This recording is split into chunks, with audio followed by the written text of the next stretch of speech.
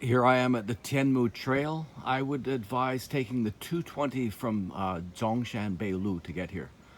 This is the bottom. 现在是29度, which means right now it's 29 degrees Celsius. Be advised from here to Monkey Town up ahead, which probably is 1,000 feet anyway. Elevation, it is steep the entire way. Mountainside dwelling complete with the papaya trees, which are so abundant in this region. Some fauna. Hopefully we'll get the big tree at the top and there'll be monkeys playing around on the top of these things. They just fly and dance across the tops of these trees. Absolutely phenomenal if we get that lucky. I give us a 20% chance. Those are beetle nuts up there. Can be quite cool looking. But a beetle nut is a mild stimulant that when chewed turns your teeth red. It's not used as often as it used to be, but it used to be that working class people, their teeth would just be stained red because they'd be eating these things to keep themselves working 16 hours a day or whatever it was. Or still is. There's an old guy that collects garbage beside my house. I asked him how many hours a day he worked. He said 14. The guy's like 70. He's collecting recyclables. Time for a squirt of the old insect repellent. I'd forgotten how bad this was. Is it working? There we go.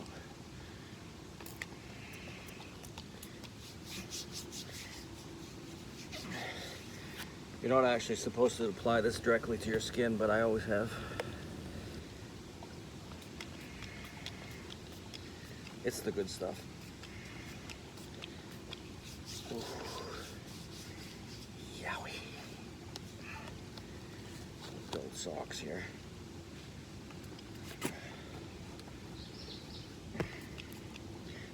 Doesn't feel like it's 30 degrees.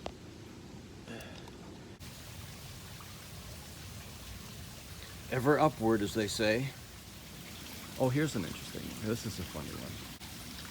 Really early this morning, I have dreams all the time because I've changed my channels. And what happens is that you start having really vivid dreams all of a sudden.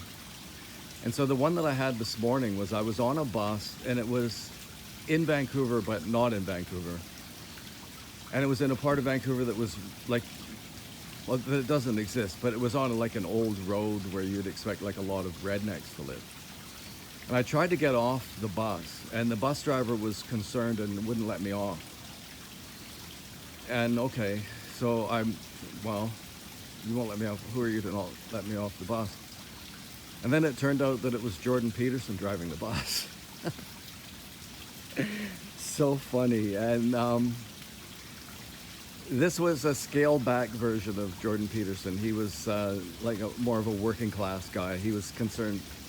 We got talking, and he was still the person that I think that he is, a brilliant psychologist, really great psychologist, which means a lot, right?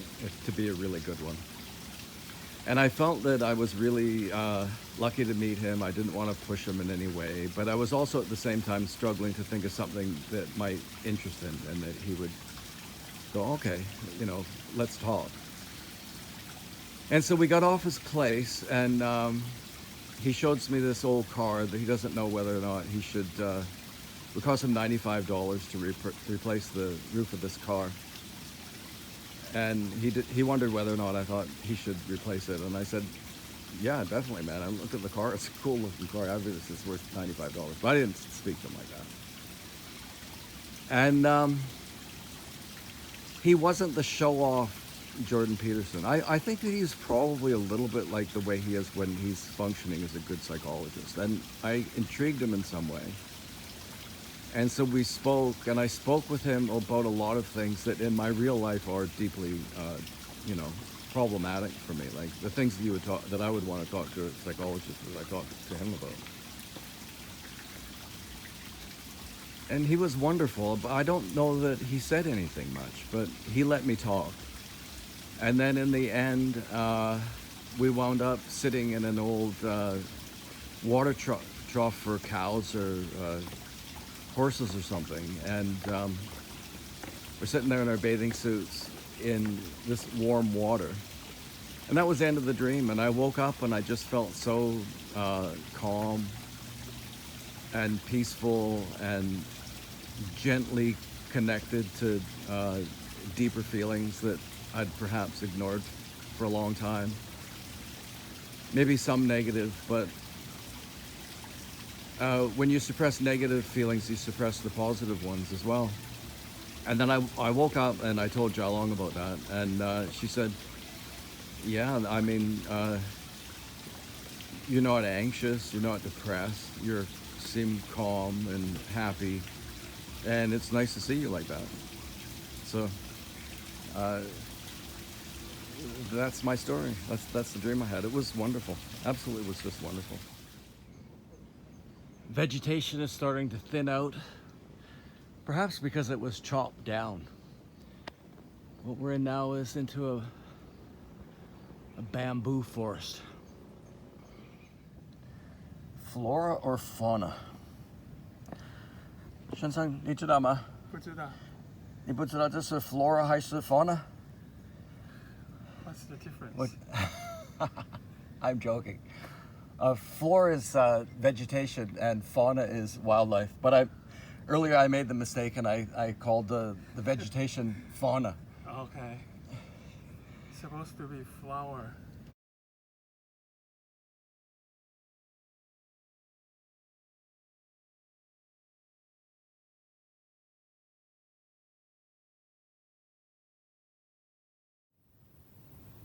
I think I figured it out, ladies and gentlemen. This is flora. It really is flora, isn't it? These things are so impressive. I'll try to find a better example, but these leaves just get immense. I always used to think this would make a good line on a pair of skis. Running out of batteries, this has got to be quick. That's Taipei 101 off into the distance there. In the Middle East, they're going to build one that's twice that size, 1 kilometer high. Okay, here's the deal. I'm most of the way up the little Tenmu trail that basically just takes you to the bottom of the trails that go up these mountains here.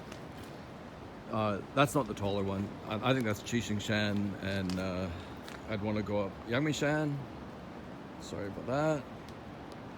Anyway, there's not going to be any monkeys here because the monkeys go uphill in the morning and then downhill in the evening. So if you want to catch them, you have to come at either sunrise or sunset.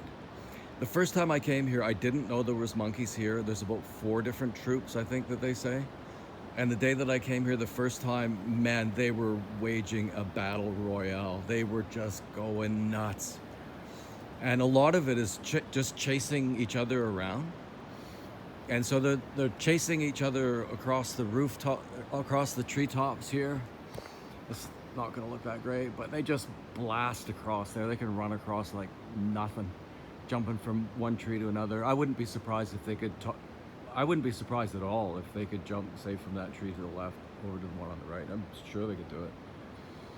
Anyway, I'll have to come back if I want to get that, and I'm running out of battery. So we're just about at the top of the Tenmu Trail, which ends, like all good trails, with the steepest part at the top. Maybe I'll show you that if I got enough battery. That's a nice shot, isn't it? I believe that's Qishingshan, and Yangmingshan is off to the right. It's quite a bit bigger. It's a volcano. Really, really fun to hike up from the back because you walk past all these roiling fumaroles or whatever you call it. The backside of Yangmingshan is really neat. I'm gonna do more up here, more filming. Okay, so this is the town of Yangmingshan, and that's either Qishingshan or Yangmingshan up there. You can't see the top of it. It's really, really a cool place. Don't go in the winter, you'll get a headache. The last time I climbed that, it's a volcano, you can tell on the other side of this mountain. I climbed that and I wasn't prepared at all. I didn't have enough water, I didn't have enough rain gear. it was really hot, and I had to kind of move, but I had to be careful going down the stairs because my back hurt.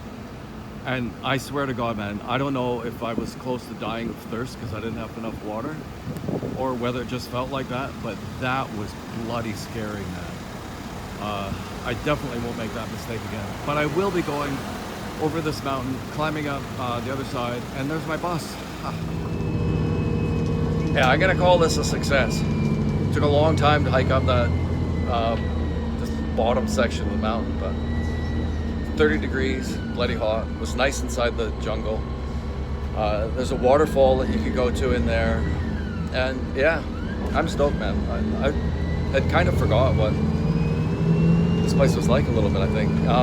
Another thing that I wanted to talk about is that there was a theory at one time that some research facility had let go a bunch of really huge, I think they must have been constrictors and some poisonous snakes up in the mountains here. I hadn't heard this story, but I was up here, and man, I saw some big scary ass snakes, man. I mean, they were big as a man's arm and like 8 feet long, some of them. I saw one jump off of like a retaining wall kind of thing, and how could a snake do that? It just went off this thing. It's like about 10 feet high. Not kidding, right? And landed just with a plop beside these Chinese girls, right? And they just thought it was funny. It was 20 feet away, and it scared the hell out of me, man. Anyway, so some people think that theory is nuts, and that might even not be quite the right theory, but there's a bunch of weird theories. But definitely the snakes are up here. I saw red and black ones and yellow and white ones. Big, fat, long snakes, yellow and white. You can look it up. And the one that jumped off the cliff was gray. I'm sure I've seen a few of them. It took about 20 years to get rid of them. The mountain was filled with big snakes. Like, really rare thing up here. Like in Taiwan, you don't find places with that many snakes. Anyway, it's an old story.